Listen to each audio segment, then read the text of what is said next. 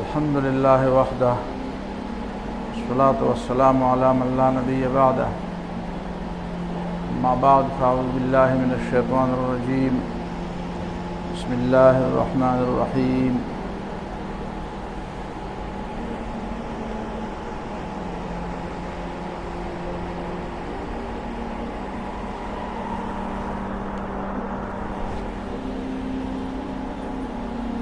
يا أيها النبي إنا أرسلناك شاهدا ومبشرا ونذيرا وداعيا إلى الله بإذنه وسراجا منيرا وقال تبارك وتعالى إن الله وملائكته يصلون على النبي يا أيها الذين آمنوا صلوا عليه وسلموا تسليما اللهم صل على محمد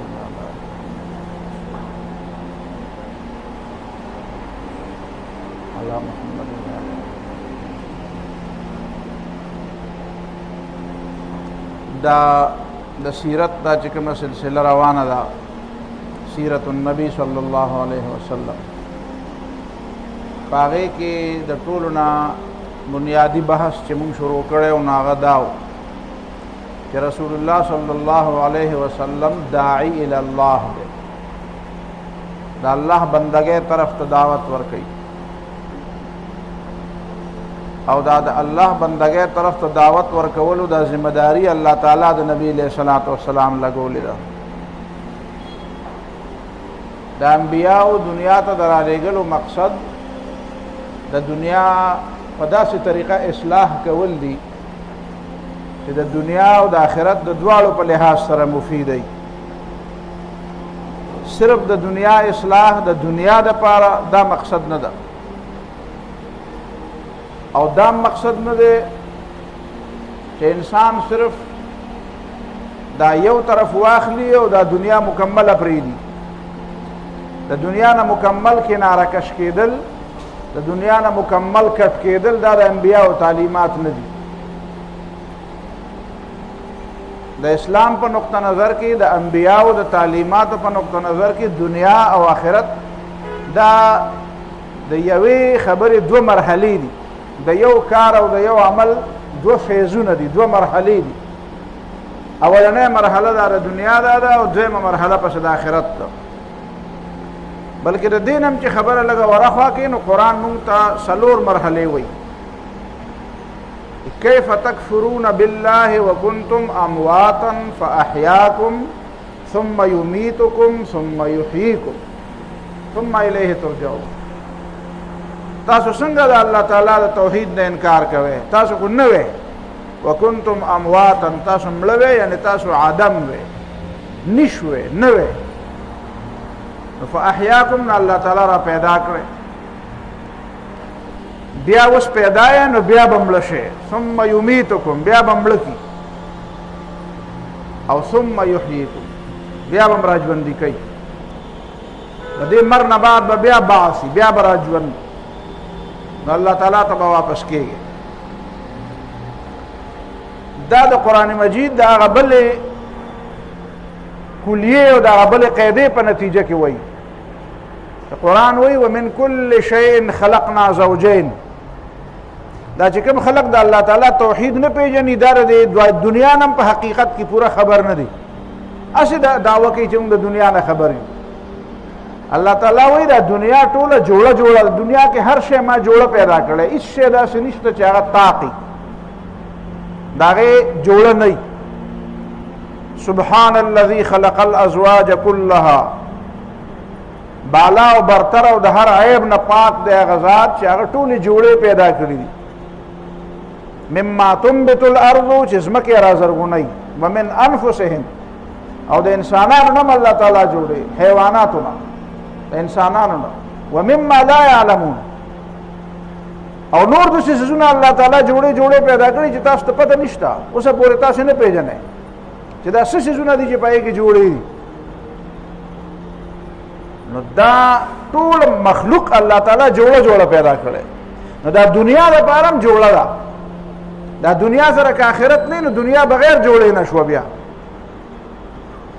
د دنیا جوړه آخرت دی، د مرګ جوړه ژوند دی، بیا د ژوند جوړه مرګ دی. اول آدم، بیا په آدم پسې وجود راغی، نشوې نو بیا پیدا شوې، نو دا دوه جوړې شوې، یو جوړه دا شوه، یو آدم شو، یو وجود شو. اوس بیا ثم یمیتکم، په دې ژوند پسې بیا مرګ را روان دی، نو د هغې سره بیا بله جوړه پکار ده، بیا دوباره حیات را روان دی، بیا دوباره ژوند دی. د انبیاءو تعلیمات چې دي هغه د انسانانو پویول دي، داعیان دي په مختلفو اندازونو باندې، لکه دا یو انداز ته ما دا ووایي، دا مختلفو اندازونو باندې انبیاء د دنیا او د دنیا د خلق پویي، او د دې پویولو په نتیجه کې د دې ځمکې د دې ژوند او د دنیا د دې ژوند اصلاح هم کوي او د روان ژوند اصلاح هم کوي. کوم خلک چې دا وایي چې زموږ دعوت صرف د آخرت د اصلاح د پورې دی او د دنیا سره کار نشته، دا دعوت نیمګړی دعوت. ځکه د پیغمبر علیه الصلاة والسلام خو د دنیا د اصلاح خبر، رسول الله صلی الله علیه وسلم یو ځل بازار ته ووتو، نو یو رشه د غنمو یې ولیده، د غلې یو رشه یې ولیده، چې رشه یې ولیده په هغه رشه کې لاس وردن نه کړ، د پاسه خو غنم یا غله چې وه هغه خو وچو، نو لاس یې پکې وردن نه کړ، چې لاس یې پکې وردن نه کړ، د دننه یې غنم راویستو، نو لامده و. نو نبي علیه الصلاة والسلام ورته ویل دا څه دي؟ د پاسه ښکاره یو شی دی او دننه پټ بل شی دی. و یا رسول الله د شپې باران شوی و، نو چې باران شوی و نو تا به نبي علیه الصلاة والسلام ورته ویل تا به هغه لامده نمبر یې د پاسه به کړي وي، سړي ته پته لګېدی که نه، ډېری خو هغه چې ګوري هغه یاره د دا غنم په څو دي، دا ښکاره غنم دی او وچ دي، و یاره دي دا په دونه باندې من دي، بس ماله ترې راوتلی چې ته ولې وتلی چې کور ته راوړي، هغه خو به غنم، هغه به لامدی. امونو ډېری لګولی، د شلتالانو ډېری لګولی، د مڼو ډېری لګولی، هغه ګاک ته یې ور مخامخ کړی دی، هغه ګاک چې ورته وګورو د هغه ځای نه پرې ور منډه کړي، یاره وایي ما خو دا غوښته، هغه طرف ته چې کوم شی هغه د هغې ځای نه تله راډکه کړي، چې کور ته یې راوړي هغه ډېران د غورځولي. دا دنیا ده که د آخرت دی؟ دا د دنیا اصلاح ده. من غش فلیس منا. بیا په دې موقع نبي علیه الصلاة والسلام وفرمایل چا چې چا ته دوکه ورکړه، چا چې د چا نه عیب پټ کړو. زموږ عام خلک د من غش ترجمه پرې ځینو ځایونو پرې دیوالونو او پرې بورډونو لیکلي جس نے ملاوٹ کی. دا ملاوٹ د غش معنا نه ده، دا د معنا یو حصه ده. اصل معنا د غش څه شی دی؟ غش څه ته وایي؟ غش دې ته وایي چې سړی یو شی چاله ورکوي او د هغې عیب او د هغې نقصان پټ کړي. نقصان به نه پټوي چې شی چا باندې خرڅوي هغې چې کوم عیب دی او کوم نقصان دی دا به ورته وایي. دې وجې نه حضرت عمر رضی الله تعالی عنه چې په تمام اسلامي حکومت کې اډرونه کوم نافذ کړي په هغې کې یو اډر دا و چې لا یبع فی سوقنا من لم یتفقه. د مسلمانانو په مارکیټ کې به هغه سړی دکانداري کوي او هغه سړی به کاروبار کوي چې هغه د جایز او ناجایز د بیوع او د خرڅولو او د اخیستلو د مسلو نه خبري، خرڅولو او اخیستلو د مسلو نه خبر نه دی او د دکانداري کوي. نه، دا به نه منو پابندي. اوس ته دا ویلی شي چې یو سړی دکانداري کوي هغه ته به پکار هغه ته ووایي چې کتاب البیوع ووایه. دا په دې جلدونو کتابونه چې لیکلي شوي چې خرڅول به څنګه کوي، اخیستل به څنګه کوي. بیع باطلیږي کله، بیع فاسدیږي کله. دا څیزونه به زده کوې. نو د پیغمبرانو تعلیمات دا دي، او چې صرف د دنیا د جوړولو تعلیمات او د آخرت پکې څه نه دا د پیغمبر تعلیم نه دی. دا د پیغمبر تعلیم نه دی. د عیسایانو چې رهبانیت کوم اختیار کړو چې دنیا سره کار نشته، دا د عیسی علیه السلام تعلیم نه و. دا سورة الحدید وایه ثم قفینا على آثارهم بعیسی ابن مریم وآتیناه الانجیل. او بیا وی وجعلنا فی قلوب الذین اتبعوه رأفة ورحمة ورهبانیة ابتدعوها. دا رهبانیت خو د عیسی علیه السلام چې کوم نوم چې اخیسته د هغه خلکو دا د دنیا د پرېښودو دا تعلیم پرې غار و کوه، غارونو ته ځې، ځنګلو ته ځې، صحراګانو ته ځې، ښځې بچي کورونه کاروبارونه کټي پټي دا هر څه پرېږدي او تښتې د دې نه. دا خو د عیسی علیه السلام تعلیم هم نه و، دا خو د هغه وروستنو خلکو تعلیمات. نو د انبیاءو تعلیمات دا دی چې د دنیا اصلاح او د آخرت اصلاح. د دنیا اصلاح، د دنیا ژوند په داسې طریقه تېرول. ابل ورځمانه په دې اختر په دې ورځو کې یو صاحب په یو ذریعه تپوس وکړو، برای راست یې ونه کړه چا په ذریعه وکړو، ځکه چې په خپله ممکنه ده چې داسې به ډېر غټ افسر دی وایي چې یاره جي دا زما په ذهن کې یو شک راځي وایه څه شک وایي چې دا مونږ ځان دلته ستړی کړو دا مونځونه مو کړو دا روژې مو نیسو دا حجونه مو کړو دا زکاتونه مو ورکړو دا نیکۍ مو کړو ځان د دې ګناهونو نه بچ کړو شراب مو نه څښو غلا مو نه کړو رشوت مو وانلو دروغ مو نه وایو او په دې خیال باندې چې آخرت به او جنت به نو کال ته بیا مړه شو هېڅ هم نه نو بیا به څنګه چلي هسې به لاړ شو په تشو کې چې مړه شو په قبر کې نه تپوس یې او نه پوښتنه او چې بیا ته نه جنت او نه دوزخي نو ما ورته بیا وی چې ښه ده په دې خبره دې زه پوهېږم ما یې دا راته ووایي د اسلام چې کوم تعلیمات دي په دې کې د دې دنیا په لحاظ سره تاوان کم یو دی مونځ تا ته څه شی ښیي توحید تا ته څه شی ښیي زکات او روژه ته څه شی ښیي د بندگانو د حقوقو ادایګي درته څه شی ښیي دا خو تا ته ښیي که نه مونځ تا ته څه شی ښیي مونځ تا ته سړیتوب درښیي صفایي درته درښیي د وخت پابندي درته درښیي ډسپلین او نظم و ضبط درته ښیي د وخت قدر درته ښیي زکات درته څه شی ښیي د غریب حق ادا کول درته ښیي یو مالدار سړی په یو علاقه کې دی او بل خوا کې غریب سړی دی هغه غریب سړي له چې دا مالدار سړی زکات هم ورکوي خیرات هم ورکوي او د ډوډۍ غم هم کوي ته یې په ایمان ووایه د دې دواړو په منځ کې به بیا څو ګټې وټکوي نو دا خو ما دا معاملات که تاله به دنیا کې هم فایده درکوي خو د دې دا بل طرف به ووایو چې زه شریعت ته زه نه منم زه لمونځ کوم روژه او پلیت مخنث اوسېږه ګنده اوسېږه شرابونه څکه کبابونه کوه غلا کوه ډاکې کوه قتلونه کوه د بندګانو د خدای د هېچا حق مه پېژنه اخلاق بد ساته مرداره خوله خوځوه کنزل کوه دروغ وایه الزامونه په خلکو لګوه بل طرف ته خو بیا دا کار دی که نه چې د اسلام دا نه منې خو بیا به دغه کوې که نه نو چې دا کوې نو د دنیا ته وګوره به د دنیا کې به د کوم حالت بیا خو قلا ده هم بلا ده خپله ژبه دا اسلام چې کوم اسلام یو تعلیم دا دی دوه وړې خبرې کوم ځکه چې موضوع ډېره اوږده ده د اسلام یو تعلیم دا دی چې سړی ډوډۍ وخوري او د ده ګاونډي وږی اوده شي دا مسلمان نه دی د دې نه غټ خبره بله کومه یوه د دنیا د انسانانو په منځ کې د محبت پیدا کولو دپاره د دې نه غټه خبره بله کومه ده د قرآن یو تعلیم دا دی قرآن کې الله تعالی وایي وقل لعبادي یقولوا التي هي احسن اے پیغمبره زما د بندګانو ته ووایه چې د خولې نه د هغه خبره وباسي د ټولو نه مزېداره خبره ده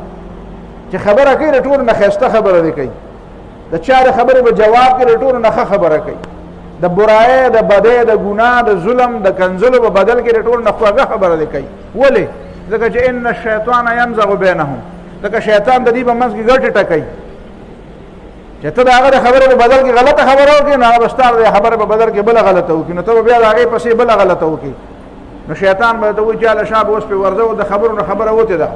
دا په دې اخبارونو کې موږ روزانه ګورو د ماشومانو په جګړو کې لوی راغله او دونه پکې مړه شو هغه ماشومان چې نن جګړه وکړي سبا نن جګړه نه چې یو ګنټه مخکې 10 منټه مخکې جګړه وکړي 10 منټه بعد بیا یو بل سره لوبې کوي او دا مشران یو بل ته ببري نو قرآن وایي داسې مه کوه نو چې دا مه کوه نو په دې کې د پیغمبر څه فایده ده په دې کې د خدای څه فایده ده په دې کې ستا فایده ده چې تا ته وایي چې خوله سمه خوځوه چې بل سره جګړه ونه کړي ستا عزت به هم بچي او د هغې عزت به هم بچي خو ما یې زه دا خبره پرېږده خو که فرض وکړه داسې وه چې بیا وروسته هلته وو نو بیا به څنګه چله بیا خو د واپسۍ لار نشته دا ته چې وایې چې څه نه وو نو زه خو هسې تشو کې لاړم خو ما یې چې څه وو نو بیا به څنګه چلي بیا تا دپاره بل چانس شته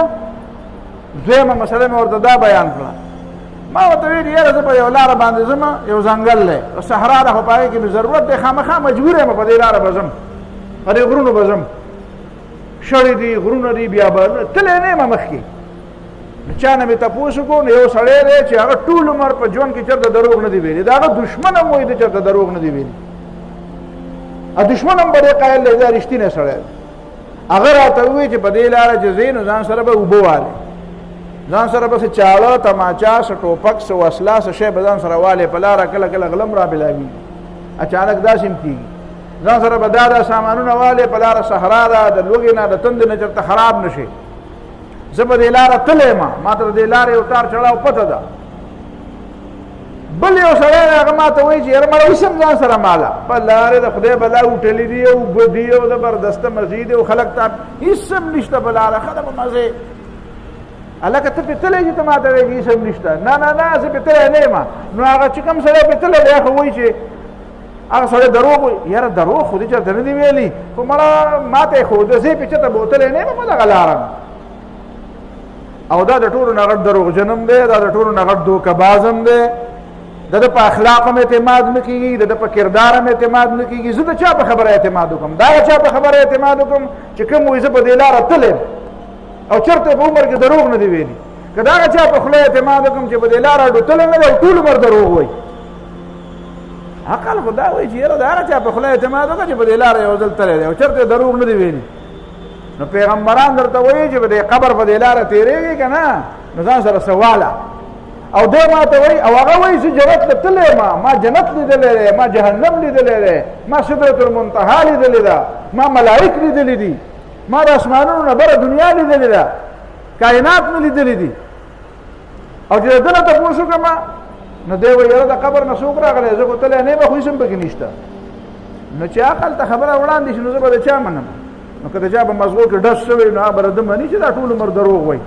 او که څوک د چا عقل د پوندو په ځای په مزغو کې نو هغه به په دې پوهېږي چې یاره دا خو لیوني دي روغ دی ما ته چې یو سړی ګیلاس راکړي د اوبو او یو سړی راته ووایي چې په دې کې زهر دی او زه زهر هم پېژنم زه ډاکټر یم زه ماهر یم ما پیتالوجي ویلې ده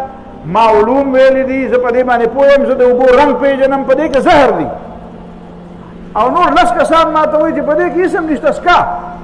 بلکل اسکه هغه بل ما ته وایي چې که دې وڅکل او جبې له دې وروړه نو مرې زه چې تپوس وکړم دا یو سړی نو دا نور هم راته وایي دا ډېر پوهه دی دا نور هم راته وایي واقعي دا ډاکټر دی واقعي دا پیتالوجست دی واقعي دا پته ده ده ته دی ماهر دی دی چې د دروغ ویلي نه نه دي ویلي دا نور دا لس کسه چې ما ته وایي چې سکه مړه چا وایي چې زهر دی پکې هېڅ هم پکې نشته که دې وڅکل او که مړ شوې زه دې ذمهوار یم جهنمیا ابو جهل دی به وی کنه صحابه وته وې دا مړه وې که آخرت کې رسول زه دې ذمهوار یم زه دې ذمهوار یم کال ته بیا زه دې ذمهوار یم ته خو د ځان ذمهداري نشې اخیستی زما ذمهداري به څنګه والې نو زه به څه کوم زه به دا د زهر دا ګیلاس کم دا به عقل چې د زهر دا ګیلاس وڅکم شک پکې د دې خبره را پیدا کېږي چې دا زهر دی او بیا چې راته پوهه سړی هم وایي او هوښیار هم دی او علم هم ورسره دی او دروغجن هم نه دی په سیرت او په کردار هم اعتماد دی نو د هغې باوجود به زه دا ګیلاس کم دا مې ته دې دپاره وایي چې د انبیاو طریقه د خلکو پوهول دي انبیا داعیان دي بیا د انبیاو په طریقه کې دوه خبرې نورې دي رسول الله صلی الله علیه وسلم هم داعی دی یو طریقه دا ده چې دا دعوت د یو مقصد دپاره دی لکه ګوره قرآن هم وایي والله یدعو الی الجنة والمغفره الله تعالی تعالی دعوت درکوي چې جنت ته راشه مغفرت دپاره راشه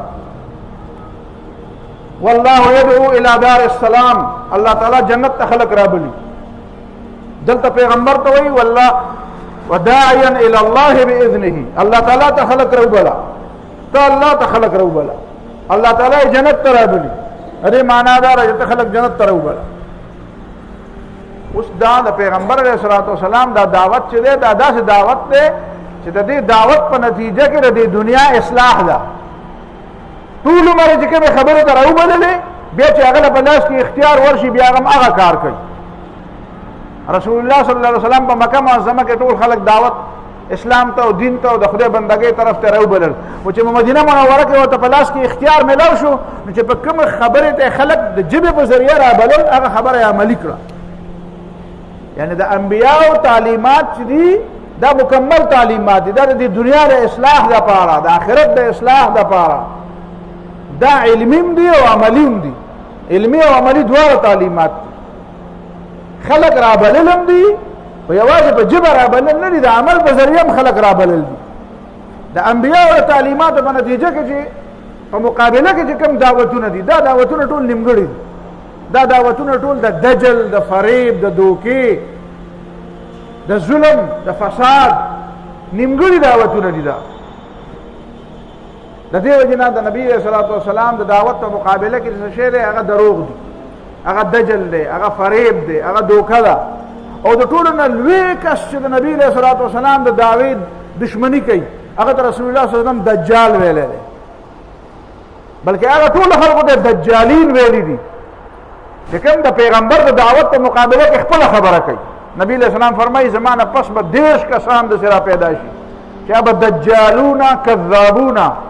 هغه به دجل کوي دروغ به وي ګوره یو دروغ دی یو دجل دی دجل څه ته وایي دجل دې ته وایي چې شی یو شان دی په حقیقت کې او ته په بل رنګ کې پیش کړي دې ته قرآن زخرف هم وایي زخرف القول غرورا زخرف دې ته وایي چې لوښی د سپینو زرو دی یا لوښی د سلورو دی خو تا پې د پاسه ملما او رنګ دی ولا د سرو زرو ورکړی دی نو هغه چمکېږي خلک وایي چې د سره دي حقیقت کې هغه صحیح زه دې ملګرو سره خاندم دا ګولډ میډل چې خلکو له ورکړي که نه نو زه ورته وایم چې ګولډ میډل دی که ګولډ میډل دی هسې ګول خو دی پوهېږې په خبره ښکاري خو ګول خو دننه پکې واقعي سونه شته که نشته که رنګ یې صرف د سونې دی دجل دې ته وایي چې شی حقیقت کې هغسې نه وي او رنګ یې د هغې په شانتي اوس راځئ د پیغمبر تعلیماتو ته هم ګورو او بیا دې بل خوا هم ګورو دا ما چې کومه د رسول الله صلی الله علیه وسلم د خطبه حجة الوداع یو حصه ولسته الا ان ربکم واحد حضرت جابر رضی الله تعالی عنہ فرمایي چې کله رسول الله صلی الله علیه وسلم خطبه ویلا نو په خطبه کې نبی علیہ السلام دا فرمایل چې یا ایها الناس ان ربکم واحد انسانان استاسو ټول رب یو دی ټول رب یو دی وان اباکم واحد او استاسو ټول پلارم یو دی ګوره دې دوه خبرو کې ډېر مطلبونه دي ان ربکم واحد د ټول دنیا د انسانانو رب یو الله دی او د الله تعالی د هیڅ خاندان او د هیڅ قبیلې او د هیڅ علاقې او د هیڅ ژبې د هیڅ رنګ د هیڅ نسل سره هیڅ ذاتي تعلق نشته بس هغه د ټولو خالق دی او دا ټول مخلوق لهذا د مخلوق په منځ کې چې اختلاف راځي او د یو بل سره لاندې باندې راځي نو د دې اصل فیصله پکار ده چې الله تعالی ځکه وکړي د الله تعالی د فیصلې اختیار دی بل چا د فیصلې اختیار نشته ځکه د الله تعالی د چا سره ذاتي تعلق نشته د چا نه ذاتي مفاد نشته د چا سره ذاتي دلچسپي نشته دا خبره زه بار بار کوم زمونږ د بعضې خلکو په ذهن کې دا خبره راځي یاره د عرب خو یې خوښ دي ځکه چې پیغمبر یې پکې راولېږه نو زه هم په عربو کې 15 پیغمبران راولېږل او په عجمو کې 1,40,000 راولېږل بیا نه اخرنی پیغمبر په عربو کې راولېږو ما اخرنی پیغمبر چې په کوم اخرنی پیغمبر چې په کوم خاندان کې راولېږه د هغه خاندان د یو سړي نوم یې په قرآن مجید کې د قیامته پورې ذکر کړه او خلک به په لعنت وایي دا څوک دی ابو لهب ځکه د خاندان څه شته بیا که د خاندان پکې څه وایي چې یو سړی ممبري که نه وزیري یو څه شی چې غټ افسري نو د هغه د کلي خلک هم ټول عزتمني د هغه پلار نیکه تره تربور د هغه د تره زوی د هغه د کلي خلک وایي یاره ګوره د فلانکي کلیوال دی پولیسو ته وایي ګوره زه د فلانکي کلیوال یم وایي ښه ښه صاحبه زه نو نو چې دا قرآن چېرته د عربو لپاره څه خصوصیت وی د ټولو نه زیات خصوصیت به پکې د چا وی د نبي علیه صلات وسلام نو د نبي علیه صلات وسلام دا تر که ډېر هم ګناهګار وی نو کم از کم په قرآن کې به پې خو لعنت نه راتلی که نه خیرې خو به ورته نه کېدی که نه خیرې لعنت ته وایي که نه دا څه شي تبت یدا ښځه یې ولې ذکر کړه د چا د بېعزتۍ د دې نه غټه خبره بله کېدی شي چې د هغه ښځه هم په جومات کې یاده کړي تبت یدا ابي لهب او ابو لهب د نبي علیه السلام سکتر دی ته په کومه خوله باندې وایې چې په دې کې د عربو لپاره څه خصوصیت دی نه هېڅ خصوصیت پکې نشته هغه ابو طالب چې د نبي علیه صلات وسلام ډېر قدر او احترام او ډېره دفاع یې کړې ده حضرت حمزه رضی الله تعالی عنہ نبی علیہ الصلوۃ والسلام ته وی دغه تر له تاسو فایده ورکړه هغه خو دغه استاد عمر دفاع کړی و وې دا فایده لګره چې د جهنم سپلې په خپوري پیزار په خپوري او د سرې ته خوکی او کزنه وینه ټول د سر خپو پورې په دوزخ کې ډوبو په دوزخ کې خوده په دوزخ کې خوده دا چې په دوزخ کې دا چې پیزار په خپوري دا د کپړې دا چې خوکیږي لکه کټوي چې خوکیږي نبی ابو پیغمبر تر په جهنم کې وې دا بل تر باندې بیا لعنت وې نو الا ان ربکم واحد خبر شي تاسو ټول رب یو دی ښا هغه د هر چا رب دی د چا پروا نه ساتي بیا وان اباکم واحد بیا تاسو په یو بل باندې اونچ نه چې غرواله او کتبره نشتا وان اباکم واحد ټول پلارم یو دی آدم علیه السلام او دا ای تشریح وکړه چې لا فضل لعربین علی عجمین ولا لعجمین علی عربین عربي په عجمي غوړه نه دی عجمي په عربي غوړه نه دی تور په سپین غوړه نه دی سپین په تور غوړه نه دی نن نه پورې دا خلک لا دا اوس پورې په دې نه دی پویا نن يهوديان به موږ دار چانه غوړه یو یورپیان وي موږ په ټول ایشین او په افریقانیانو باندې غوړه یو تر اوسه پورې لا دنیا د نبی رسول الله صلی الله علیه وسلم د خطبه ته نه رسیدلې دا دعوت دی یعنی دا عملی دعوت دی بیا دا عملی دعوت یو دوه مثالونه نبی علیہ السلام عملی دعوت وی ګورې د جاهلیت په زمانه کې چې کومې لاندې باندې وي او کومې دعوې ماوې وي هغه دعوې ختمې د جاهلیت خبرې به بېرته نه راتازه کوئ په جاهلیت کې چا د چا نه مرګ کړی دی هغه وینه توی ده وی د ټولو نه اولنۍ هغه وینه چې زه تویم هغه زما د خپل خاندان د نبی علیه الصلاة والسلام د خپل ترن وسی ایاد ابن ربیعه بن حارث ایاد یو ماشوم و څنګه نبی علیه السلام په بنو سعد کې هلته دو درې کاله څلور کاله تېر کړي وو ماشوموالي نه داسې دا ایاد زوی د ربیعه او ربیعه زوی د حارث دیم هلته په بنو سعد کې دیم رضیع و هلته د پیو دپاره هلته لېږلی او بنو حذیل قبیله یو قبیله د هغه راغله او دا ایاد یې مړ کړ چې دا ایاد یې مړ کړه نبي علیه الصلاة والسلام دا وینه دا د جاهلیت د زمانې خبره وه دا وینه توی ده د جاهلیت د زمانې دا وینه توی ده دویمه خبره دا نبي علیه الصلاة والسلام وکړه یعنې ګویا کې د خپل خاندان وینه یې معاف کړه بس ته ځکه نه ته ډسټربنس دا به دلته کېده دا مه راوړه خیر دی خو بس دا ډسټربنس نه دی دا خبره توی ده دا د جاهلیت دا زمانې دا دعوه زه نه کوم یعنی چې بل سړی ته چې تاسو ته وایم چې د جاهلیت د زمانې دعوې مه کوئ نو دې معنا دا ده چې اول زه خپل مړی معاف کوم دا دعوت دی د نبي علیه الصلاة والسلام عملي دعوت بیا دویم نمبر سودونه ټول ختم نو زما د تر حضرت عباس رضی الله تعالی عنه چې په خلکو باندې کوم سودونه دي دا ما معاف کړه حضرت عباس رضی الله تعالی عنه د ډېرو خلکو ته د سود بقایې پاتې وي هغه به سودي کاروبار کړ نبی علیه الصلاة والسلام ته وایي چې دا ما معاف کړه با د سود مطالبې بل د دې معنا دا ده چې د خپل قبیلې هینه مې معاف کړه او د خپلې قبیلې پیسې دنیا کې څه دي خو یا هینه ده عزت دی او یا پیسه ده نو دا دواړه ما د خپل خاندان نه شروع وکړه دې ته وایي دعوت د رسول الله صلی الله علیه وسلم بیا درېیمه خبره د نبی علیه الصلاة والسلام خبرې ته غوږ کېدی هغه دا چې نبی علیه الصلاة والسلام دا ټولې خبرې وکړې بیا خلکو ته وی الا هل بلغتو وی خبره مې ورسوله تاسو په دې ګواه چې ما خبره ورسوله نو خلک وی اللهم نعم او موږ په دې ګواه نو نبی علیه الصلاة والسلام وی اللهم فاشهد اللهم اشهد دا ګوته به داسې کوله اللهم اشهد ای الله تعالی ته په دې خلکو ګواه شه چې دا خلک په دې خبره باندې ګواه دي چې ما ورته خبره ورسوله ګوره وی هل بلغتو بلغ خبره رسول بلا تبلیغ ګوره د دې خبرې دپاره ګواهي نبي علیه السلام د دې حد د الوداع نه مخکې د خلکو نه ګواهي نه ده اخیستې حالانکې قرآن خلکو ته بیان کړو حدیث خلکو ته بیان کړو د دنیا قومونو ته دعوت ولېږو جهادونه یې وکړو فیصلې پرې وکړې خو په یو موقع باندې نبي علیه الصلاة والسلام د خپل تبلیغ باندې د خلکو ګواهي دا یې وانغسته دا په دې موقع واغسته ځکه چې په دې موقع الله تعالی ورته وایي اليوم اکملت لکم دینکم واتممت علیکم نعمتي با دین مکمل شو چې دین مکمل شو معنا دا ده چې علم مکمل شو عمل مکمل شو ریاست مکمل شو هغه علم چې تا دنیا ته ورکو د هغې په مقابل د هغې په نتیجه کې عمل هم راغی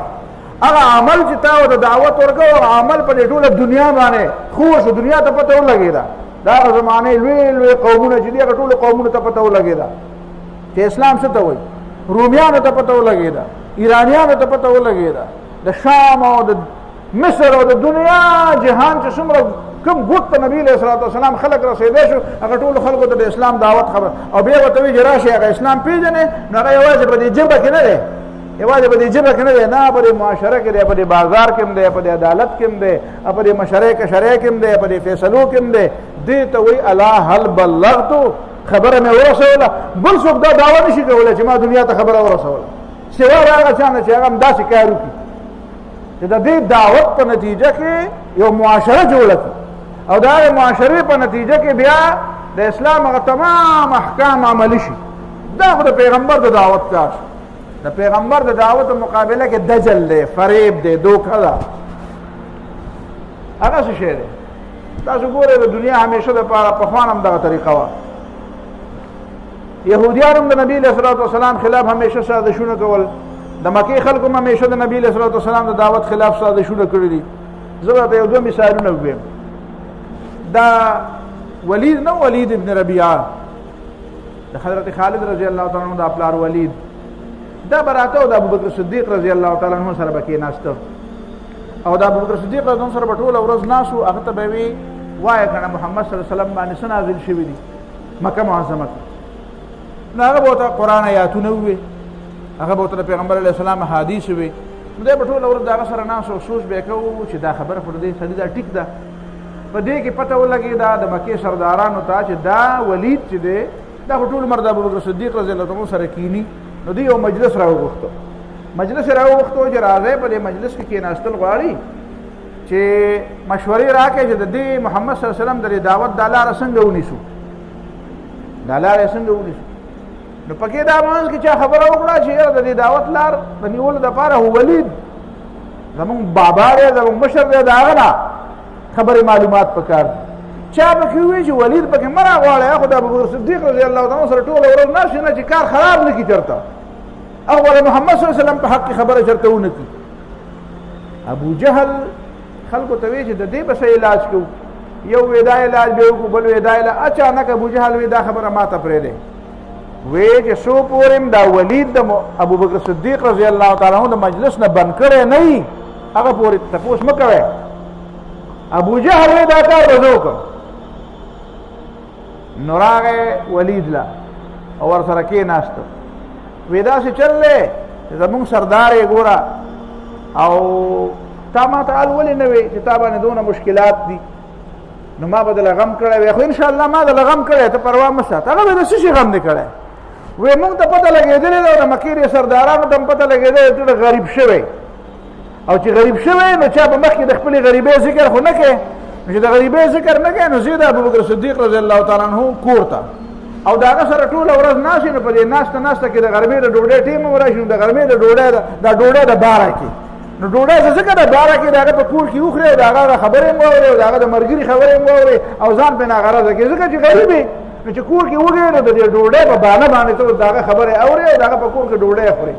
نو د دې خبرې پته دې سردارانو ته لګېدل چې ولید خو په ښکاره باندې ډېر مالدار سړی ښکاري، خو حقیقت کې دی غریب شوی. نو چې غریب شوی نو د ده دا طریقه ده چې دی هلته ځي او هغه ورته خپل دعوت پیش کوي او دی په هغه باندې سر لقوي چې او ټیک ده، غږ نه شي کولی ځکه د هغه نه ډوډۍ خوري. نو بیا به ما غم کړی دی، زه به د خپلو نږدې ملګرو ته به ووایم چنده به راغونډه کړو او ستا د ډوډۍ انتظام به وکړو. بس ولید ګوره دا ورته پته وه که نه، څنګه چې پښتانه یو بل ته معلوم دي چې داسې خبره ته یو پښتون ته وکړي خو هغه پرې ورلي نو هغه بیا وایي که زه دوزخ ته هم ځم نو دی له دا ښه زما متعلق خلک دا وایي. نو داسې په هغه ولید کې هم دغه غیرت و. هغه وایي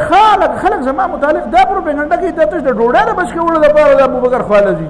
هلکې هغه د ډوډۍ د بچ کولو دپاره نه، ته خو ته چې ځان پوهېږي. و ابو جهل ورته دا او چې کله ورته دا خبره وکړه هغه ورته وایي چې زما دې په لات او په عزا قسمي او دا ټول خدایان یې ورته دروغجن یاد کړي، زه بیا چېرته هم د ابوبکر خواله لاړ نه شم، دا خو زما بېعزتي کېږي په دې کې او زه ستاسو له ټولو نه ډېر زیات مالدار یم، زه ډوډۍ لپاره کوم. ابو جهل راغی خلکو ته وایي بس کار مې وکړو، بیا به چېرته هم دی هلته نه ځي. تاسو اندازه لګوئ چې د پیغمبر د دعوت نه خلک د بندولو دپاره د خلکو سره څه خبره وه چې څه خبره وه خو به یې کړي وی که نه، سوا د دې نه چې دجل و، سوا د دې نه چې سازش و، سوا د دې نه چې مکر و، فریب و، دوکه وه. هغه خبره هغه وخت نه راواړه تر د دې وخته پورې بیا د رسول الله صلی الله علیه وسلم خلاف چې یهودیانو په مدینه منوره کې کومې طریقې اختیار کړې وي هغه ټول هم د دې دجل او د دې فریب نه ډکې وي. په ښکاره یو شانتې خبره، پناه بل شانتې خبره. په دې موجوده زمانه کې دې ته فالس فلیګ اپریشن وایي. فالس فلیګ اپریشن معنا دا ده چې پردی جنډه په خپل ګاډي باندې ولګوه او بیا سې کار وکړه چې هغه جنډې والا بدنام شي. ښکاره خبره ده د دنیا خلکو جنډې دي مختلفې، بس یو جنډه پې ولګوه او سمګلینګ شروع کړه او بیا وایي دا وګوره دا پلانکی خلک دا کار کوي او منځ کې به ته د هغه خلک سړی نه یو سړی به بدنام کړي. دا په دې فرانس کې دننه چې دا مختلف قسمه تاسو ته دا پته ده یو زمانه کې دا خبره ډېره زیاته بیا رانه خورېږي اوږدېږي. په دې فرانس کې هغه بل کال چې هغه کوم هغه چارلي ایبډو هغه اپریشنې او هغه تقریبا د 100 کسانو هلته هم هغه خاکې کېدې او په هغې کې هم بیا نو هغه خاکو په نتیجه کې هغوی په خپله په ځان باندې حمله وکړه، په ځان باندې په خپله حمله وکړه. یعنی حقیقت کې دا ده چې دا فرانس چې دی دا د فلسطین والو ډېر سخت په ملګرتیا کې تللی او د یهودیانو د ملګرتیا نه اوښتی و بالکل قریب و د یهودیانو سره د ده تعلقات بالکل ختم شي د اسرائیلو سره اسرائیل یهودیان په دې باندې پوه شو او یهودیان به ورته نه وایم زاینسټ به ورته ویم صهیونیان به ورته ویم صهیونیان په دې باندې پوه شو فرانس خو بالکل د اسلام په غېږه کې روان دی نو بیا هلته هغوی دا سازش وکړو سازش دا وکړو چې هغه په خپله په هغه څه ورته وایي هغه رساله چې کومه چارلي هبدو په هغه رسالې په هغه دفتر باندې په خپله حمله وکړه او په خپله باندې هغه هغوی ته پته وه چې دا څنګه صورتحال څنګه دی د بار نه څوک تللی شي او دلته ټوپکې ویډي دا څنګه خبره ده دا څنګه کېدی شي هغوی په خپله دا کار وکړو مطلب یې د دې خبرې نه دا و چې دا الزام په مسلمانانو باندې راشي او دا فرانس د مسلمانانو په کیمپ کې د تلو نه مونږ بند کړو دا د 9/11 دا واقعه هم داسې ده دا خاکې چې مولوي صاحب تاسو د دې تذکره وکړه اگر چې تاسو ته به پته لګېدلي هغه حالیان حکومت د هغې نه باقاعده د دغه اعلان وکړو چې مونږ دا خبره واپس کوو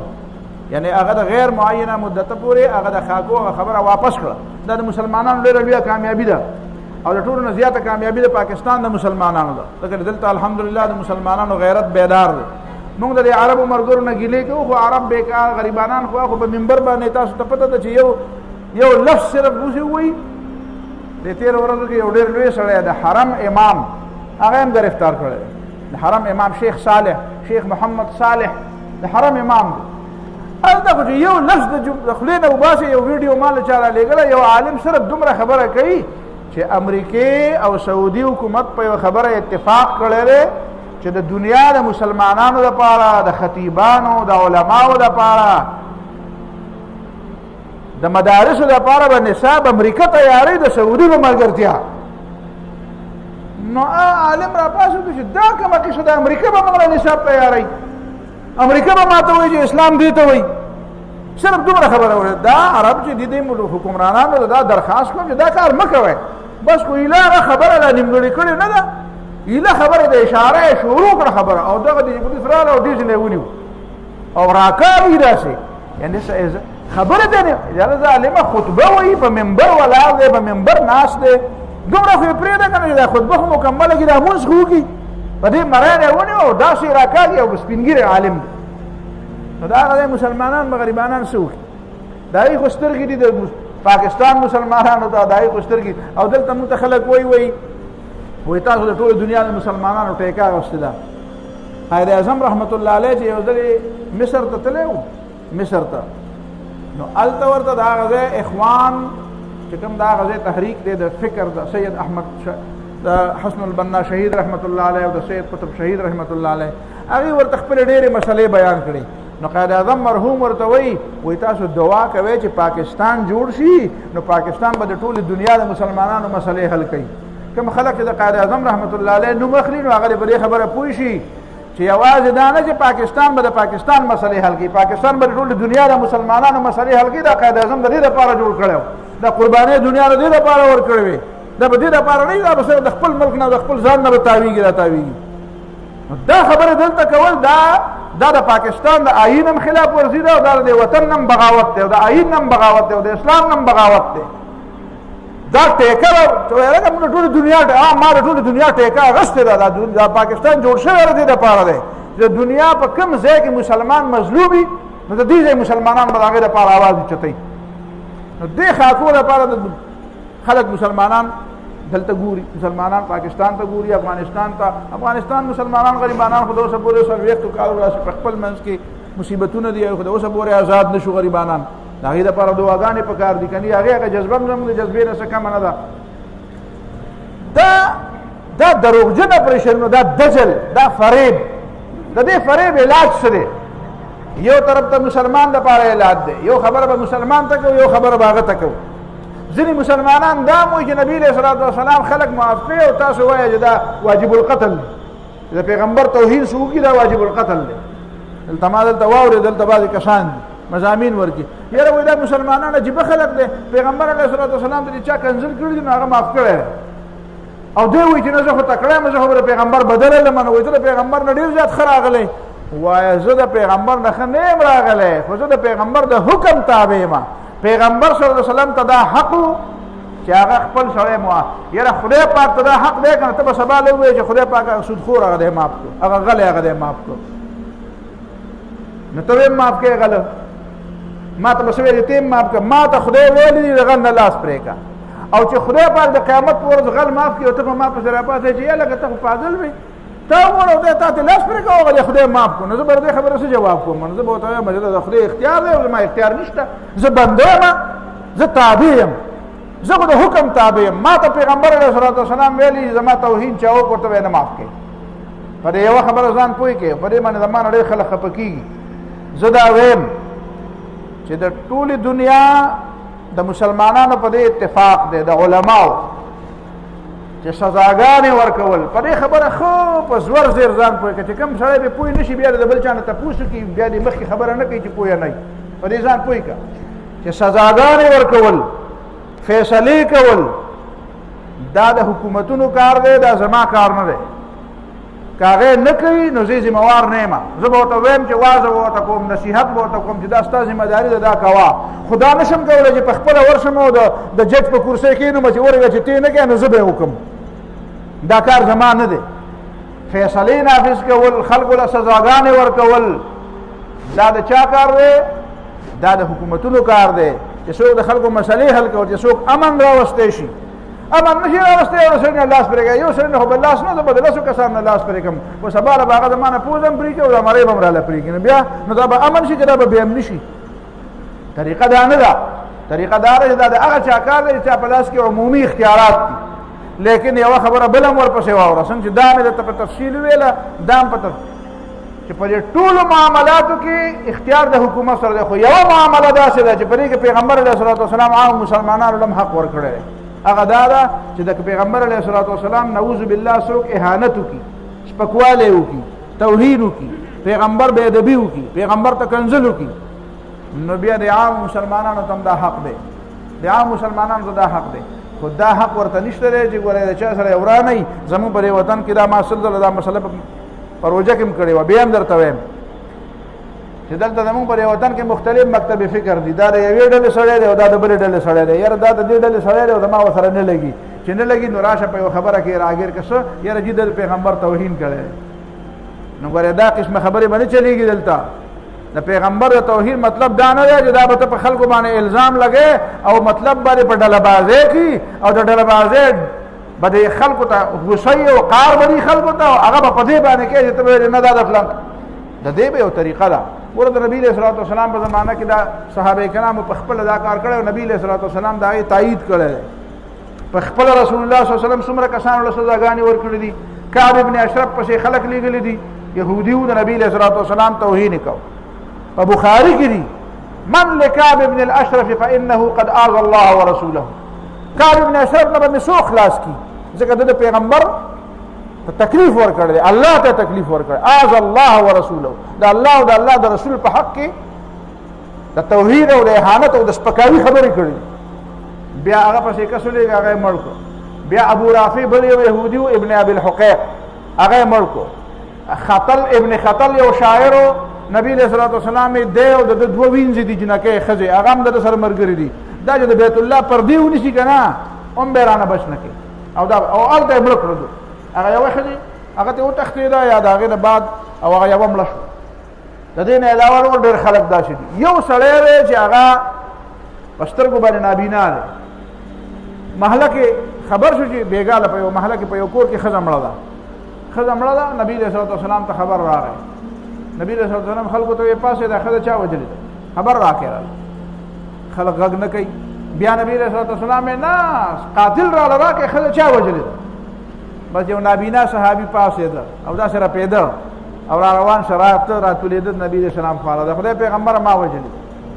نبی علیه السلام یې ولې ده وجلې ده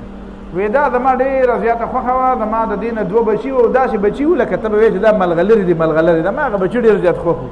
او اوس مې هم خوښ دي او هغه دوه بچو د خپلو دوو ماشومانو مور هغه څوک نه وژني خو دا به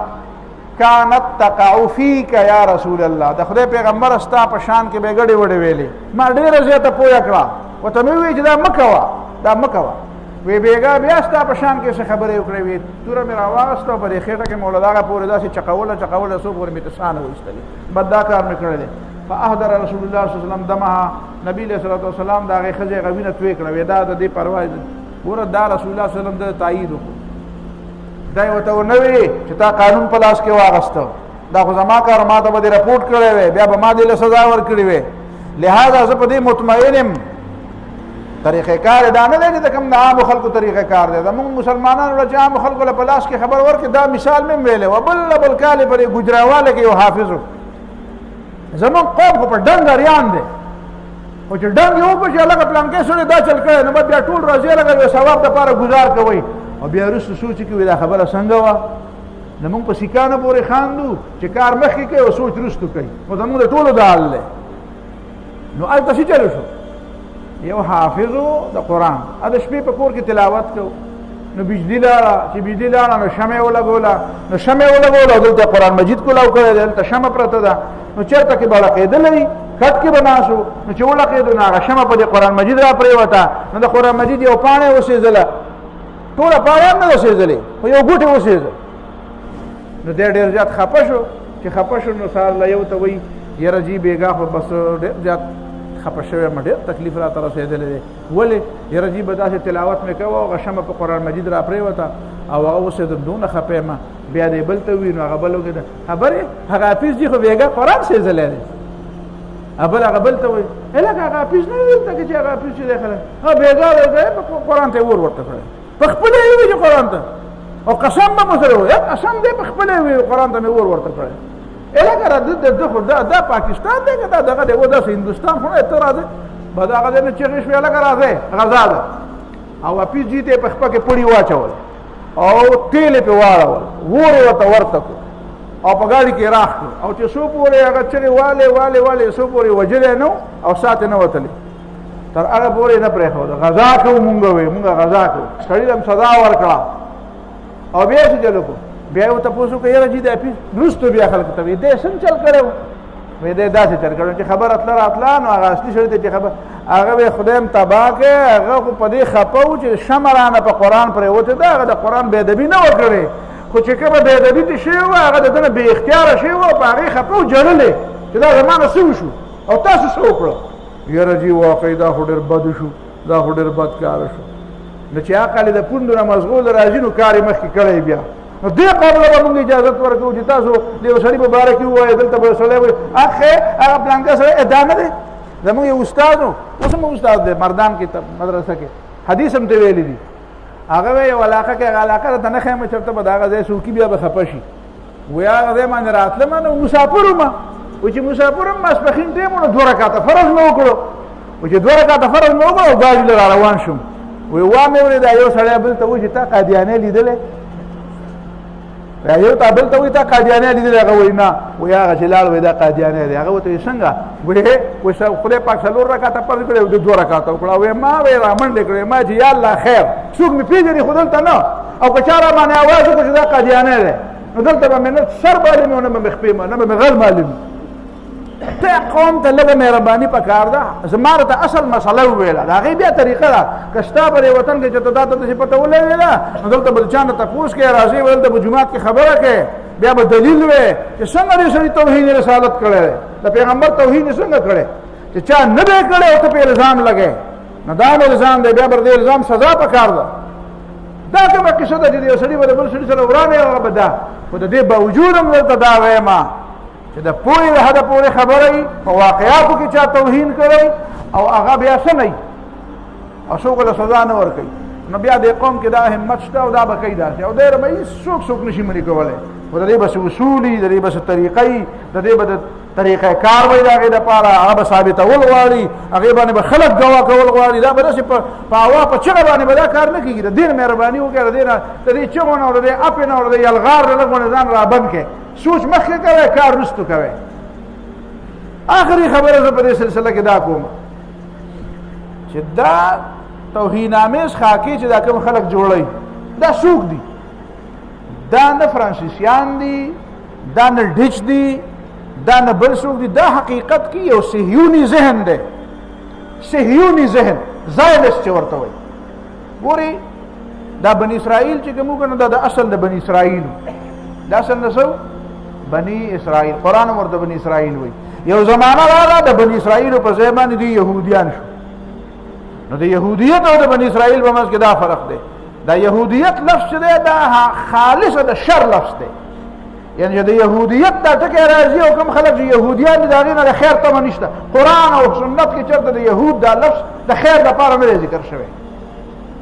ها بنی اسرائیل الله تعالی د نعمت په تور ذکر کړی دی قران چې وته خطاب کوي نو چې کله د نعمت په تور ذکر یا بنی اسرائیل اذکروا یا يهود وته نه وي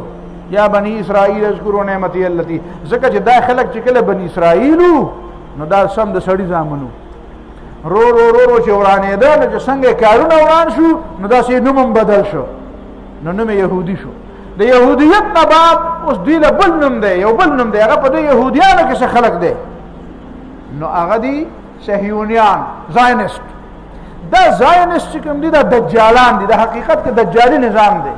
تا د جماعت خطبه حجۃ الوداع خبر وکړه نو د انبیاء تعلیمات دا دي چې د ټول دنیا کې یو نظام پکار دی یو رب نظام د خطبه حجۃ الوداع دا مقصد دی چې په ټول دنیا کې د الله تعالی یو نظام پکار دی الا ان ربکم واحد الله تعالی د ربوبیت په بنیاد د ټول دنیا نظام د دې په مقابله کې زاینست کوم دي صهیونیان هغه دا وایي چې نه موږ په دنیا کې یو نظام غواړو هغه ون ورلد order یا ون ورلد گورنمنت غواړي د یو نظام حکومت ټول دنیا کې یو نظام پکار دی تصور د خلکو جوړ کړل ما ته یاد دي لغاري صاحب چې کله صدر وو د ملکان کې د هغه زمانہ کې ملکان ډیویژن کې اوسېدم د ملکان ډیویژن یو جرګه و په جرګه کې زم رالم ممبر چې څومره 15 شپږ ممبران یو پکې زو نو لغاري صاحب ته موږ خیر او خبر ډېرې وګدي وشوي نو لغاري صاحب دا یو خبره وکړه ما ته دا غي نه پته ولګي چې دا خبره څومره وې چې ګوره اوس دنیا دا وای چې په ټوله دنیا کې یو قسم سیستم پکار دی نو کم از کم په یو ملک کې یو قسم سیستم پکار دی کنه چې ته په ملکان ډیویژن کې په صوبه سرحد کې شریعت غواړي او دلته په مرکز کې چې کوم دینو هغه ریګولر لایف دا څنګه کې دی شي نه دا موږ دا نظام یونیفارم پکار دی دا یو نو زه پوه شم چې د چا خبره کوي د چا خبره کوي نو يهوديان خپل خبره د هر مسلمان مضبوطه ولا شولې ده چې اول پر ملکونو کې یو نظام پکار دی بیا د ملکونو دا چې وی ګلوبل ویلج د ټوله دنیا یو غون کړي یو ګلوبل د دې ګلوبل ویلج مطلب پوهیږي دا د لپاره یو کړي دا ما په جیب کې موبایل او فورن مې امریکا ملاو کړ دا نه هغه د سنوي هغه دا یو کړي نه په کلی کې به په کور کې کورکه نه جوړيږي چې دا یو کله نو پکارو چې د دنیا نظام میوي د ګلوبل ویلج شاته دا فلسفه ده فلسفه دا چې ته په دنیا کې ته په پاکستان کې شریعت غواړي په ترکی کې اردوغان شریعت غواړي مهاتیر محمد په ملیشیا کې شریعت غواړي او حماد تمیمی په قطر کې شریعت غواړي او دا نه دا څه نه کیږي ټوله دنیا یو ویلج دی یو کله دی یو خارم نه بلکې یو کله نه وس خو یو حال دی ویلج نه خبره حال ته لاړه دا ګلوبل حال له حال معنا دا چې په کې کار یو بل نه داري پکې ناشي په کلی کې خلابيام ته په کوټه کې پټي مطلب دا دی چې په دې دنیا کې یو نو دا د انبیاء او د تعلیمات په مقابله کې یو نظام غواړي دا زاینست دي د يهوديانو چې دا کوم صهیونیان دي دی په حقیقت کې د دنیا د دوکې په نتیجه کې پر دنیا باندې قبضه لګولې ده اوس اخري خبر درته کوم دا خبره لګه ګرانه ده خو به هر حال ځای په اسانو ټوي کوم دا چې موږ ته دنیا وایي چې هټلر دا ډېر لوی ظالمو شپېته لکه یهودیان وژلي دي د یهودیانو د قتل عام ته د هغې په ژبه کې هولوکاسټ وایي هولوکاسټ لغوي معنا ده خلق په اور کې سیزل او ختمول خلق داسې په اور کې سیزل اجتماعي طور په اور کې سیزل او ختمول چې بالکل د هغې وجود ختم شي د دې معنا ده هولوکاسټ هولوکاسټ یو داسې لفظ دی چې دا د یهودیانو د قتل عام دپاره استعمالیږي وایي په دې باندې پابندي ده په امریکا کې به هولوکاسټ لفظ نه وی نه به په دې تحقیق کې دا تحقیق به نه کوي چې دا شی که نه و شوی او چې دا شی نو دا رښتیا دی که دا دروغ دی چې شپېته لکه یهودیان وژلي شوي وو په دې باندې به بحث نه کوي ولې چې بحث پې کوې نو ته به بیا رښتیا ورته رسې او چې رښتیا ورته رسې نو د صهیونیانو چې کوم عالمي دجالي نظام دی تا ته به د هغوی هغه دجل او د هغې هغه دروغ او دوکه او هغه فریب به تا ته راښکاره کېږي لہذا په دې به خبرې نه کوې او که خبره دې پرې وکړه که نه نو بیا به جیل ته ځې موږ ته خو د پیغمبر علیه السلام په باره کې وایي خاکې به جوړوئ او وایي ځکه چې دا فریډم اف سپیچ دی او فریډم اف ایکسپریشن دی دا د خبرو کولو او در اظهار رای ازادي ده بھئی ما ته رای آزاده ده په دې ضمن کې به یو بله خبره هم درته وکړم عیسایان د عیسی علیه السلام باندې ایمان لري که نه به حیثیت پیغمبر مني یا به هر څه چې مني خو عیسی علیه السلام یو مقدس شخصیت مني تاسو ته پته ده بلیسفیمي چې ورته موږ وایو که نه دا توهین رسالت دا قانون دا هلته هم شته او دا هلته وم دا هغې غیر مؤثر کو په لندن کې په سینماګانو کې یو داسې فلم جوړ کو عیسایانو جوړ کو چې په هغې کې باقاعده د عیسی علیه السلام شکل هم ښکاره کو او هغه ته هغه خبرې منسوب کړې او جنکۍ منکۍ او اخوا دیخوا ها هو الی اخره دا ټولې خبرې او یو عیسایي راپار نشېدو چې دا خو زما پیغمبر دی دا خو زما مقدس شخصیت دی د ده توحید زه نشم برداشت کولی هلته صرف د هغې ذهن بدل کړی دی دا چې ما او تا ته وایي که نه د پیغمبر علیه السلام خاکې چې جوړوي دا ولې جوړوي دا وایي څنګه چې مې د عیسایانو نه عیسی علیه السلام هیر کو او د عیسی علیه السلام په توهین باندې په عیسایانو کې غیرت نه را پیدا کېږي نو داسې د مسلمان ته وایي چې تم دا داسې واوره چې په دې کې په تا کې غیرت را پیدا نه شي نو الله به زمونږ هغه معاملات ټیک شي چې بیا د پیغمبر توهین کېږي او که د پیغمبر د تعلیماتو توهین کېږي څنګه چې د هغوی نه هیر کړو داسې زمونږ نه هېرول غواړي دا د هغوی تعلیمات نو دا د دجل دا نظام چې دی دا په دې باندې مبني دی دا وایي په هولوکاست به خبره نه کوي خبره حقیقت څه دی حقیقت دا و د جرمني چې دی که نه دا په ټول یورپ کې د ټولو نه زیات یهودیان هلته اوسېده ویټشایپ یو یهودي دی چې هغه د ایلومیناټي تنظیم جوړ کړی دی دا د جرمني باشنده دی روتشیلډ یو داسې خاندان دی چې هغه په ټوله دنیا باندې د بینکینګ په ذریعه د آی ایم ایف دا مانیټري انټرنیشنل مانیټري فنډ دا ورلډ بینک دا د چا په قبضه کې دي دا یو خاندان دی یهودیان او دا د جرمني باشندگان دي دا روتشیلډ خاندان دی دا د جرمني باشندگان دي کارل مارکس چې د سوشلیزم باندې دا د جرمني باشند مطلب دا دی په دې مې ذکر دی پوهیږم چې جرمني هغه علاقه ده چې په هغې کې د یهودیانو یوازې دا نه چې اکثریت دی په هغې کې بلکې په هغې کې د یهودیانو هغه عالي دماغ چې د هغې اوچت دماغ دی هغه هم هلته و دوی د ابتدا نه اول ځل نه دا سوچ و چې موږ به دا فلسطین قبضه کوو او دا اسرائیل به قبضه کوو دا علاقه به قبضه کوو د مسلمانانو دا زموږ د نیکونو علاقه ده عام یهودیانو دې سره څه کار نه و کوم یهودي چې د لسو پیړو راشي په جرمني کې اوسېږي دا نه څه کار دی چې هغه دلته فلسطین ته راځي تاسو د اسرائیل ځمکه کتلې ده چېرته په ټي وي کې هم کتلي که نه چېرته شګې دي څنګه چې د عربو عامه ځمکه ده سرې شګې دي یو سړی چې د جرمني کې د هغه د پلار د نیکه جایداد او کاروبار دی او د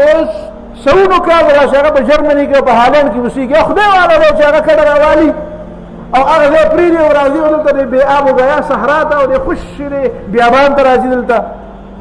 نو څوک نه راتله زاینسټو د دې خبرې سوچ وکړو چې دا اسرائیل مونږ جوړو نو دا به په چا جوړو دا یهودیان خو هلته ځي نه او هلته چې کوم یهودیان دي د هغې په نتیجه کې ملک نه جوړېږي نو دی دا هټلر چې کوم دی که نه دا پخپله یهودي دی دا پخپله دا زاینسټ دی ته پخپله باندې دا او دی بیا قربانیان هم ورکوي یو ګوره په یهودیانو کې په دې زاینسټو کې د قربانۍ لپاره داسې تخیل یو سړی خپل ځان زنانو ته هغې وایي تاسو خپل ټول ژوند قربان کړئ هغې جنکۍ لیږي او افسر ته ولېږي هغه ټول عمر د صرف د یو خاص کاز دپاره د یو سړي په کور کې تېره کړي او هغه وایي ما د خپلې عقیدې دپاره ځان قربان کړو د صلاح الدین ایوبي رحمت الله علیه په زمانه کې هم دا کارونه کړي په دې زمانه کې هم دا کارونه کوي نو حقیقت کې چې دا هټلر څه کړي دي که نه د دې صورتحال داسې و چې دې زاینسټو دا زاینسټ چې کوم سیهونیان دي دی په خپله به د یهودیان دی سوچ وکړي دا یهودیان خواصې نه ځي دا وډبوی چې څو پورې هم دا ډبولي نه او د دې په دې مزګو کې هم دا ورچولي نه چې ګوره په دې هالند کې او په دې جرمني کې بالخصوص په جرمني کې بالخصوص تاسو دپاره ګوره ژوند ډېر ګران دی نو دا یارول غواړي چې دا ووایې نو د یرې په نتیجه کې به دی ځي هلته فلسطین ته او چې د یرې په نتیجه کې هلته لاړ شي نو هله به اسرائیلي ریاست قایمېږي نو دی پروپیګنډم جوړه کړه او حقیقت کې هم بعضې کسان وجلي دي داسې نه جنې دي وجلي زموږ دا ساده مسلمانان د هغې يهوديانو دا غمړو تصویرونه شیر کی و یره په دې باندې يهوديان ډېر خپکی په دې خپکیږي نه په دې خوشحاليږي و چاو کنه مونږ خو یلته وجلو څه کوم مونږ اسرائیل ترالو او ته مونږ ته اسرائیل نه ځه نو چې زم نه چرته د مال ته مې وجني او زه خو وجلم پلا دې کې خیر علی وجو ما خو پناه راغستل ځکه اسرائیل تراغلم یو په دنیا کې خلکو وجلم نو هغه د ځان لپاره جواز پیدا کړي دا هغه جواز د لپاره هټلر د دې لپاره موظف کو هټلر ته د ذمہ داری حواله کړه چې ته به داسې چل کې چې ته به دا يهوديان براشړي چې نزي بیا بدی باندې ظلم وکړي او د دې ظلم باندې یقینا څه خلک وجلي دي نه انکار نه کیږي چې نور ته داو چې ورستا بم د انجامي خدا خبره چې شپېته لاکه يهوديان وجلي دي نو زه دې ممبر نه دا وایم او دا ما خبره ریکارډ کیږي کچا ما ته دا ثابت دنیا کې خلک شته دا ګوره نت ته اویلیبل دی کچا ما ته دا خبره ثابت کړه چې د هټلر د دې هولوکاست نه مخکې په جرمني کې شپېته لکه يهوديان اوسېدل نو چې تاسو جرمانه د مانه غاړې نه واخ نو شپېته لکه يهوديان خپلته ونه نو شپېته لکه هغه مړه څنګه کړو او چې بیا هغه مړه کړو نو دا باقي چې هجرت یې وکړو دا کوم نه را پیدا شو دا راوړی د چندخانه په شان دی خلک تپوس کوي وی په دې په شکل کې د چندخان راوري څنګه د بعد کلمه موږ تپوس کوو بشرانو او وی در احساس کې راوري نو دا راوري د يهوديان بیا دا نه بعد شپېته او چې شپېته لکه هټلر مړ کړو نو دا غیري چرته لاړې ته خو به هولوکاست معنا دا چې وره په بلکو چې وره په بلکو نه غیري خو به وې کنه نو د شپېته لږه کسان غیري خو مخیر څه شعر نه هغه چرته چاله او چا معلومه نه کړی اوسه پوي دا دجل دی دا حقیقت کې د اسرائیل د ریاست د آبادولو لپاره یو سازش و ټول عمر همیشه د لپاره يهوديانو د سازش نه کار اخیستی دی دا 9/11 سازش دی او دا د يهوديانو سازش و دا چې په 11 سپتمبر باندې په ورلډ ټریډ سنټر کې څه وشو دا سازش نه دا د مسلمانانو ډبولو لپاره او په مسلمانانو کې دا سادهګان را پیدا کړل چې هغه یو کړه دا مونږ کړی یا لکه تاسو څنګه وکړو او چې تا وکړو نو تا يهوديانو ته وایي چې تاسو سوال مراد ده چې موږ دا کار کوو 4.5 يهوديان په دغه ورلډ ټریډ سنټر کې کار کوي په کوم ورځ باندې دا کې شي کېده د پاغه ورځ باندې پاغه يهوديانو کې یوم نو راغله نو دا يهوديان ته چا ویل دا ته دا غي دومره همدرد ته او تاسو مراده ده کوم دا شی ورانو او دا چې ورانیږي نو دا د جاز په ذریعہ ورانیږي او جاز دومره تکړه دی چې هغه جاز اوس تراوله یو بلډینګ باندې چې هغه سره ته او په دغه انداز کې چې پای کې مسریه لګېدل دا هغه سریه دی پکې لګېدلی په اصول دي جوړي او ته سره جاز ټکراو کا هغه جهازونه چې کوم یو سره ټکراو کړیو کنه هغه کې پایلټ نو هغه بغیر پایلټ نه جهازونه نو هغه ریموټ کنټرول باندې راغلی و صرف د شو د په دجل دته دجل وای شی یو د حقیقت بل او هغه چې کوم بلډنګ را پریوته دی نو خدای دې زمانہ پوره شو یورپ کې چې پتا شو کوم خلک پاتې شي په دې عربو کې چې خلک پاتې شوی دا بلډنګونه دي د دې بلډنګ شل کال عمر او بدا پوره شو الکه دا کنټرول ډیمالش کا دې ته کنټرول ډیمالشن وای لاندې پکې داسې مواد کیږي چې بس هغه مواد ته ته بټن دباو کی هغه بالکل دی خو نه پریوځي او دی خو نه پریوځي د خپل ځای باندې بالکل په یوسي د نقطه باندې څخه پریوځي ورټ سنټر خدا سے پریوته دی زما د خبره مطلب دا دی چې د دې په مقابله کې زه دې خبره کې شعار نه محسوسوم چې زموږ وزیر اعظم صاحب دا یو خبره ډیره مزیدار ده مزیدار خبره دا وکړه چې د نور خلکو هم خبره وکړي خدای یو خبره چې ورته وکړه دا د هولوکاست د لفظ ورته وی کنه دا یورپیانو ته پته ولګي او زاینستو ته پته ولګي دا سړی خو لکه زمونه خبر دی دا سړی خو زمونه خبر دی دا څه نقطه په دې نقطه باندې زه بالکل د دې اپریشیټ کوم چې کم سړی چې د مغرب دا غدن ساده شنو نه خبرې کنه انا سړی چې او هغه ته پته لګي دا لوی خلک کنه دا غي مبارک دی و ير لکه علامه اقبال یا مولانا مودودی دا هغه کسان دي چې دی اول هغه کفر مطالعه کړی دا نو چې بیا تر اوګرځیدل نو هغه دا غي تحریرات چې مونږ ګورو یاره وې د دې خلکو نه خو زمونږ ډیره تمه و چې دا به زمونږ حمایت کوي خو په مونږ راوګرځیدل او چې کم سړی جاهلیت پیژني او بیا تر اوګرځي هغه سړی د اسلام د لپاره ډیر مفید دی جاهلیت چا پیژندلې د جاهلیت نه خبري او اسلام نه نو الله تعالی دې توفیق ورکړي اسلام نه زموږ حکمرانان ځان خبر کړي او اسلام صحیح نمائندګي وکړي موږ چا سره ذاتی تور نه بغوستا او نم دوستی شته موږ دا عمل په نتیجه کې او د کردار په نتیجه کې باید چا تعریف هم کو د کردار په نتیجه کې چا مخالفت هم کو او زموږ خبره مطلب دا دی چې دا د ټول نه بهترین گزار دی چې ته یورپ ته دا وې چې ما ته پته ده چې تا دروغ ویلي ما ته پته ده چې ته چا د پیغمبر علیه الصلاه والسلام د خاکو د جوړول مقصد د څه دی مقصد دا دی چې څنګه چې د یورپ د دین او د مذهب په باره کې بې حسه کو تمام بې حسه کول غواړي او دا ټول کار ته د دجل او د فریب په بنیاد کې او دا ته په دې بنیاد باندې کې چې ته دلته په دې اسرائیلو کې تا یو مقصد دی تاسو ته پته ده په دې کې یو کس دی دغه مایک هغه جرنیل چرته فوجي جرنیل هغه دی را دغه کړی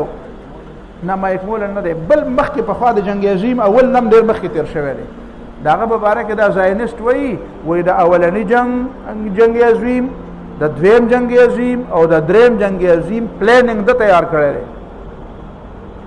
وایي دا پلانینګ حتی کې وایي چې دا پلانینګ تیار کړی دی چې په دې کې به فریق کم وي او په هغه بل مقابل کې به فریق کم وي او دا مونږ چې وایو چې ترکی غلطي کړې وه په هغه زمانه کې چې د برطانیې خلاف راغی هغه په پلانینګ کې دا شامل کړی و چې به هر صورت تاسو ترکی د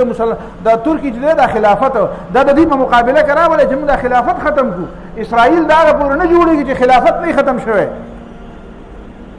اسرائیل دا چې کوم خلک زموږ خلک د اسلامي حکومت او د اسلامي خلافت قایل نه دي که نه هغې ته یو نکته وایم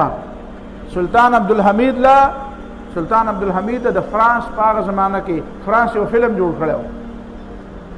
او هغه فلم په باره کې سلطان عبدالحمید ته پته ولګېده چې خلیفه و او داسې خلیفه و چې د هغه خبرې هم چا نه منلې او قوت هم ورسره نه و او قرضداري هم و ډېر خو خلیفه دا لفظ و د خلیفه دا منصب و هغه د فرانس سفیر راوغوښته چې خپل ملک والا ته ووایه چې د محمد رسول الله صلی الله علیه وسلم په باره کې ګوره فلم نه منم هغه ورته ویې مثلا ته به څه وکړې تاسو رسو قوت دی هغه وایي زه نورې سم نشم کولی خو زه په ټوله دنیا کې د جهاد اعلان وکړم د فرانس خلاف ما هغې ته پته ولګوي چې ښه لکه نن سبا چې مونږ ته خلک وایي که نه چې هلکه دا جهاد د خلیفه د اعلان نه بغیر جهاد کېږي مونږ وایي نه کېږي ډېره مزېداره خبره ده ډېره ښایسته پکار د هر مسلمان په دې مزغو کې دا خبره په دې غوږونو کې واچولی شي چې هلکه د جهاد د اعلان دپاره د خلیفه اعلان پکار نو خلافت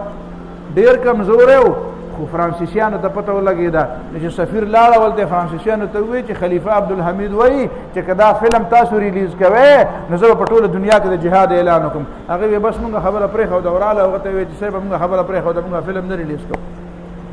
دا خلافت چې ډېر امزاد کمزوری شي که نه خو کم سے کم د یوې اعلان دپاره ډېر زیات ضروري دی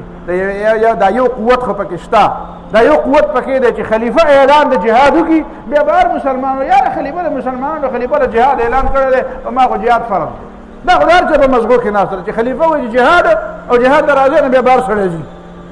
لہذا په دې خبره باندې ځان پوهول غواړي چې دا د اسرائیل د ریاست دپاره او دلته د دجال دپاره د لارې د هموارولو دپاره دا خبرې دي ښه چې دا مسلمانان ځای په ځای به جنګونو اخته کوي دا په دې رفالدین او په امین او په تراوو کې په هر جومات کې په یو بل سره په جنګ اخته کوي په جوماتونو کې جګړې شروع کوي چې دا خلک په خپل ځان شي چې دلته مونږ څه کوو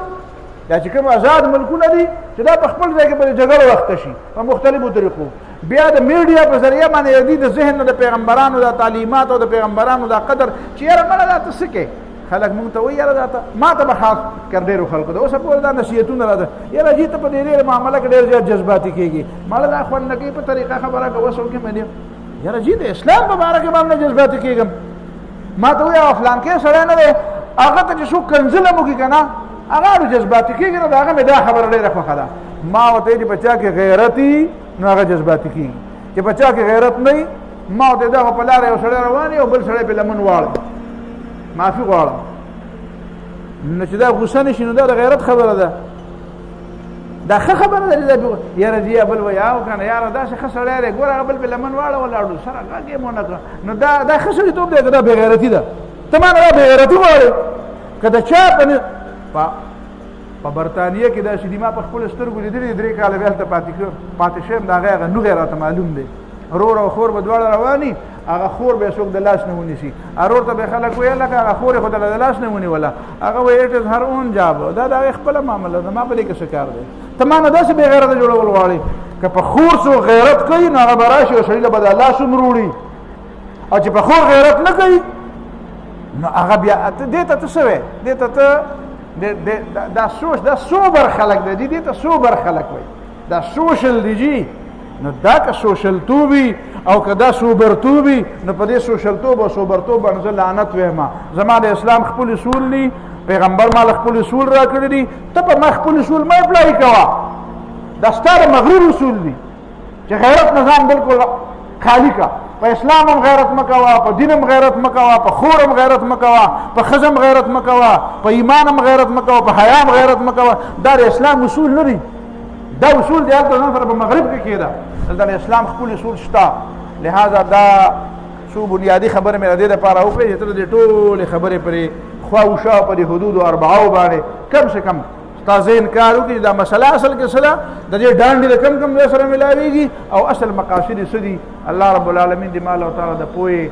او دا غي مطابق بیا د عمل کولو توفیق راکړي واخر دعوانا الحمدلله رب العالمين.